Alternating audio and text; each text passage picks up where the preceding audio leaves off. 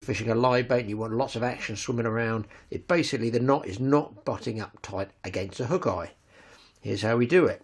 Take about 4 inches of your tag line, a single overhand loop, just like that. Okay, then you take your tag line and you come up through the eye of the hook like this, and then allow about, I guess, about a thumb width there, just about where I got the thumb, and you take your tag end and you bring it up through the loop just like that.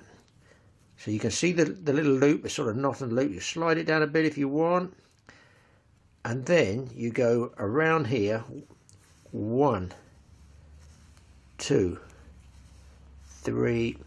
I'm going to do 4. Some people do more. I'm doing 4. Okay, get my tag end and put my tag end through that overhand loop. Can you see that just here? You can just see it there.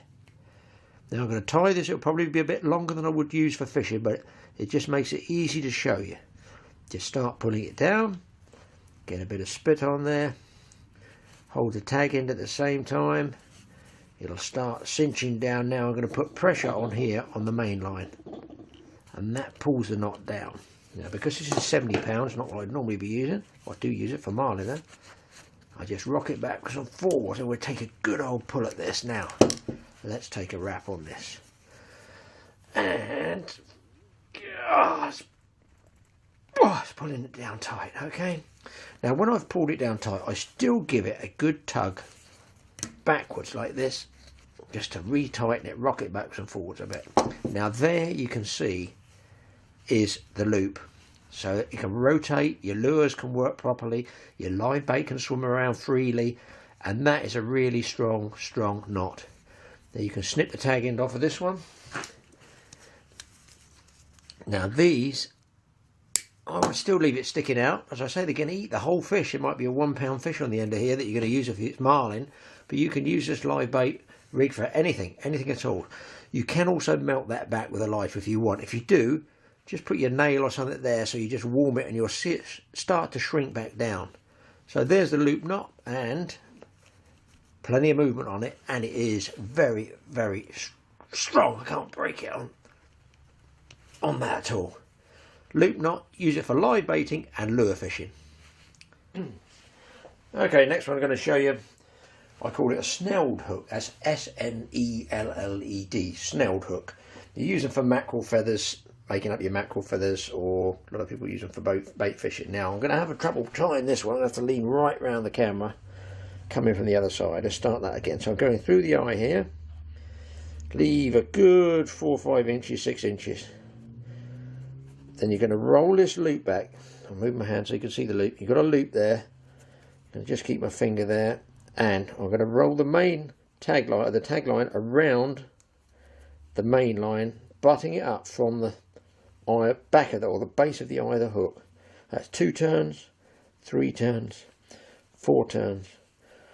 I'm only doing 5, but you can do more if you want. Some people like to use more. Then make sure that this loop's not twisted up. Put the tag end through that loop. Okay, now do not let it all go. I've got it there. I'll get my fingers out of the way. I've got pressure on the tag end, and I'm going to, a little bit of spit on everything, doesn't hurt, doesn't go adrift. I'm going to pull downwards on this one, and it should slide. You should start to see the loop slide out of my fingers. There you go. And it's going to watch, it's going to pull this tag end tight. It's different. Now what happens is it all slides and butts up against this. It's what we used to use on spade end hooks, and a spade end hook doesn't have an eye, it just has a flattened end to the end of your hook here, which is, you know, we use it for a lot for small fish fishing, but you can use it as well. And I'm going to take my other hand away, give it a good pull down, or a good few wraps. Now you can see this not really bed in, but get your pliers, work against that, backwards and forwards, backwards and forwards, backwards, while you're under pressure on that tag line. Let's give it the treatment, guys. Yeah, it's not moving. It's not moving, and it's not intended to move. Again, don't go down here, 1/8 of an inch, about there. snip, job done. Now that's quite rigid. That's what I call a rigid knot. There'd be no movement around the eye with this. The pull when you strike comes straight down and is transmitted straight along that shaft in a straight line. Absolutely in a straight line there. If you had it tied through the eye, you can pull sideways, you know, whatever. It rotates around this rim of the eye. This one, it's located through the eye, but it doesn't roll around too much. It's pulled from further back, and that is a really strong knot. Okay, so I call it a snelled knot, and there is a variation on it. To get it off, to get that knot off, get a box cutter or Stanley knife, bing, just cut those knots off. Job done. We'll move on to the next one. Okay guys, now this is my absolute best knot. This is my absolute best knot. I use it all the time, more than any other knot. It's called the Albright Special, and it was designed by a Florida guiding captain, Jimmy Albright, for joining lines of different diameters. I have the 70 here in bright orange, and I have 50 in clear here. Now I use this for joining lines of the same diameter, and it still works. I use it all the time if you're joining lines together, adding leaders, that sort of thing. Here's the thick line. This one's a thick line here, the orange stuff. The orange stuff's a thick line. We're going to make a loop over, just like that. Just going to make that loop, pinch that together. Then I'm going to put through the leader, the trace, whatever you want to call it, the join, and I'm going to pinch it, just like this. This is the remaining section of the leader or line I want. This here, as you can see, is the tag end. I'm going to take the tag end around the all three lengths there. There's 3 lengths. 1, 2, 3, 4, 5, 6, 7, 8. We got 9. Okay, you're pinching everything, especially this left hand thumb. Look how I'm pinching the loops to stop them unraveling. There's the loop I'm going to go through. Now I take my tag in and I put it through that loop, pull it tight. Okay, this is definitely a spit one, but I'm going to try and pull it as much as I can, because if I go too far, I'm going to let go. It's all going to fall. I'm pulling on the main line now. I'm holding the tag in together. Everything's been held. Just look up here and watch that coil start to close down. Okay, now you might be able to see it. I'm going to risk putting some spit on it. Huh? Hasn't fallen a bit. I'll put some spit on it for you. And I'm trying to do this all in one go. I'm easing it and easing it and easing. Now look what a beautiful knot that's making. You can gradually pull it down with your nail, but you'll get most of the tension. Now I've let go of this tag end. I've let go of this tag end. So I've got the 2 tag ends left over. This here is the 70 and this here is the 50. Now let me just go the other side of the camera and I can give it a really good pull. Now look at it binding down. Look, it's moving, pulling right down on itself there, and all I do is get, obviously you do this with your fingers normally, the line's so thick I'm trying to pull it neat for you because it's £70 line, just so you can see it. Now this one, this is a beauty. This one you can actually snip off. I use it for fly traces as well. That goes off there, and we go off there. Now that has all touching turns along there, so it's nice. It's a neat knot. Now you can also, if you wanted, you can just melt those tag ends down if you wanted, with either a hot knife or just putting a lighter there. You run a risk of fatiguing this line here, you know, weakening it. I'm going to give it a pull. There we go. Now that's pulled down nice and neat, and you can see that goes through rod guides. You even snip it up a little bit more there. There's tiny little tag bits. That is a nice neat knot. That is my favourite knot without a doubt, and I use it for joining the same diameter lines, but Jimmy Albright, the guide, the captain, designed that for leaders of different diameter. It's really good if you had, say, £30 fly line, £30 leader to your fly line. You want to scale it down. Okay, I want to add a piece of £10. That's fine, and you peel off £10. You go all the way down £10. Say put 2 or 3 feet on. You make your loop. you do your barrel reps, and you put from here down to say 4 pounds. So you can actually make tapered leaders with this yourself. And it's also good for joining line if you have a line break. I like that one. There is another one, and we'll take a look at that as well. This is the Albright. So that'll give you a few knots to be going on with, and they are using, let's call this orange 70-pound line. Let's call this my reel line. So I'm going to tie this really, really short, just so you can see it. It's basically called a surgeon's loop, and effectively it's a double overhand loop, but it'll give me a double line. Normally I would tie this, it could be 8, 10, 12 feet long, this double line. So you got your big loop of line, bearing in mind from here to here is 12 feet. Come on ladies, use your imagination. I'm trying to help you here.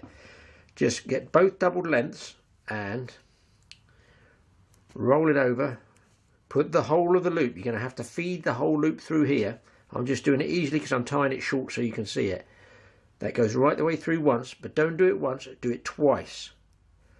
Put the main loop, feed all your line all the way through here, and then it'll roll over on itself, and the usual little bit of spit. And pull it tight. There we go. Now I've got nothing to put against here, so let's loop that again and try and pull that really tight for you. That's it. Now it's pulled down. Now my guess is that they use that possibly in hospitals in some way, shape or form to tie off people's operations, and that's why they call it the surgeon's loop. I have no idea, but that there is a surgeon's loop, and it gives you effectively the doubled line here. Now to the end of this you're going to put a swivel, but you don't just use an ordinary knot, you use what's called an offshore trolling knot. This is what it looks like. Okay, here we go again. Here's your swivel. Now this is a Sampo ball bearing swivel, a very strong snap swivel here, like that. Obviously it can apply to any sort of fishing, but generally if you're going for big fish it's going to be a Sampo or an equivalent ball bearing swivel. Now they have, because they're very good quality, if you can see that there, they have a weld mark there. So I put the weld on the inside of the actual casing there. So it's a nice smooth bit of metal on the outside. Right, now what you're going to do is you're going to take your knot from here. Imagine this is still 10, 12, 15 feet long. Pinch the line and you're going to pull that line so it's equidistant. It's coming down parallel till you get to the end loop here. Okay, so it's nice and neat. You haven't got one length longer than the other. And then you push the loop through like this. I might actually have to come around. Hold on a second, guys. I'm going to try and do this over this side. I don't know whether you're going to see this. So then, that's how it's laying, the swivel. You rotate it over, just turn it over like that, with one twist, and put the loop on the other side. You can see the double loop there? So it's two loops where my finger is. And then you put the swivel through there, 1, 2, 3, 4 times. Right, okay. You know what's coming next? A good lot of spit. And this one does take a bit of pulling down. You're going to have to work it with your thumb. So here we go. We're going to try and work this down. I'm just going to tease it. The sticking point, get some more spit, is there. Just up here. So we're going to ease that down. Just like this. It's very difficult to pull it over in front of the camera. There's the knot going down. Oh. Okay, you can also do the tweak on the inside with your thumb like this. And there we go. That is the offshore trolling knot. Now this can attach to your shark trace, your marlin lure. In this case I'll show you, it's going to go through the hook eye here. Like this. There you go. And so you imagine this is going to be your trace to your marlin lure, your shark trace. Close it up and there is a really nice little neat knot there. And I'm sure the vise is done up. And you can see, there you go, I'm going to give it a bit of juice. Yeah, it's never moved. I'll probably bend the hook out of position before it moves. Oh. Right, now what I want to show you is, down this way to the other end is your shark or marlin trace. The fish rolls up and his body goes around this 8 or 10 feet of double line. Now normally if that was single, if he rolls up and breaks it, snap, gone, you've lost the fish. But the idea of the double line is, under pressure, if something just breaks there, I'm going to cut this one, watch, bang. One double line's been broken by his, say, his rough skin of the marlin or shark, but I've still got the fish on the 50. I've lost one, it's broken, I'm still on the second one. And do you know what? I've had 3 or 4 times when I've had big marlin roll up on a trace, they bust a yellow line, and I've still caught them because I've had the one single. So there you have the surgeon.